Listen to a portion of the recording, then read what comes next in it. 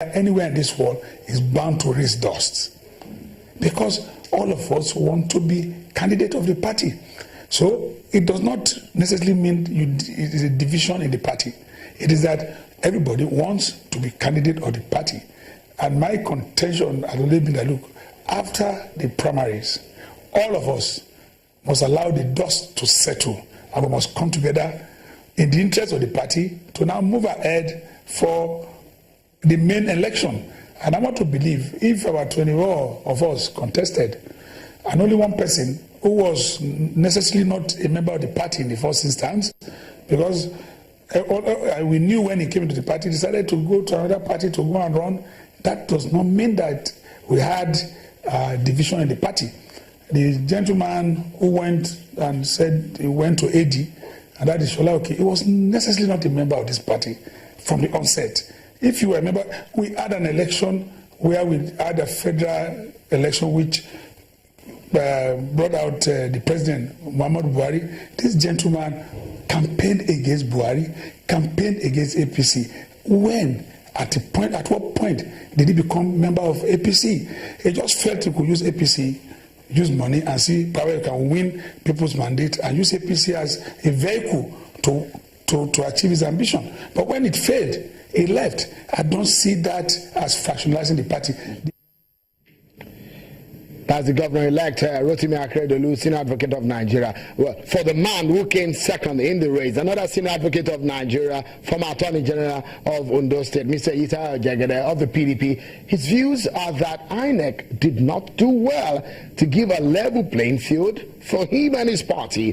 He also condemned the role played by a member of their party, Mr. Jimoh Ibrahim, who was a candidate of the PDP before the Court of Appeal judgment said otherwise, and his name was removed from the list by INEC. And these are the thoughts of Mr. Jegede.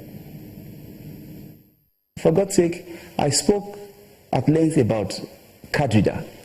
I think that's the new phenomenon of rigging. Now, card reader is an instrument that INEC itself acknowledged can malfunction, and indeed will malfunction. So every time they have a card reader, they have what they call backup. In other words, if you have 100 card readers, they have another 100 in their store. So that once it fails, you go and change it. Now, card reader, again, can be programmed. There's a central server in Abuja where you can shut down, where you can turn on. So it means that at any point in time, you can shut down the election in this country. Now, card reader is an instrument that you can also manipulate. And Supreme Court has said that card reader is not an essential requirement for elections. I complained that morning that the card readers in most of the polling units in Akure were not working.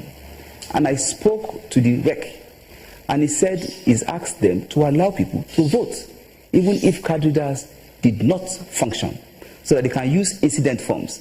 Now, incident forms that they produce are maybe 10 in each of the polling units. Now, if you have rejected voters over and above 10, it means when you exhaust the 10 incident forms, others, maybe about 20 or 30, who have been rejected by the card reader, will not be able to vote. It's not fair. If you notice what the gentleman did, I call him a gentleman because I believe he's a gentleman, and I believe Mr. Jimoh Ibrahim. I think that's his name. That's his name. He said that his ambition, his motive, was to ensure that Dr. Mimiko or the candidate PDP has picked is not allowed to campaign or run the elections. And he said all those who are with him should go and vote for a particular political party. Now, there's a gentleman that claimed to belong to PDP, and yet he said those who are working with him should go and vote for a particular person. Of course, it is his choice, it is his right, and I should not be seen as complaining about that. All I'm saying is that for future elections, for God's sake, let there be a level playing ground.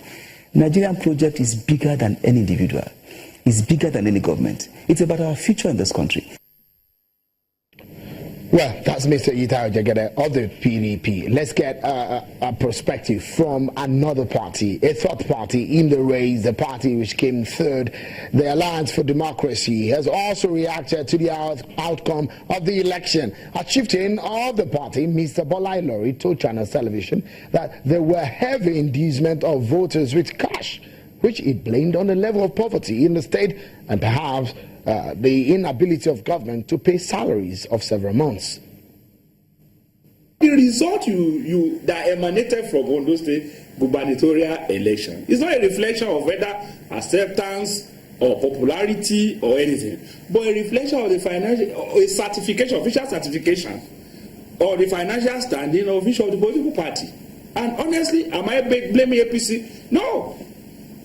That it was introduced before. They had the opportunity, they had access to more cash, and they used it. So it's not for anybody to blame anybody. The people themselves, should I blame them? No.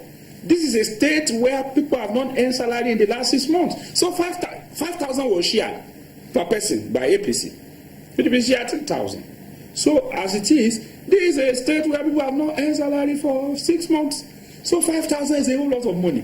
For graduates that have never had employment for 5 years after graduation, 5,000 is a whole lot of money. So you notice that they shouted another name to the polling booth and voted another thing when they got there, because those who are buying demand that you must show your ballot paper before you can earn the money. So you see and buy. So that was what happened. So the election, therefore, and I've not been able to read any part of the Constitution that says people cannot sell their birthright.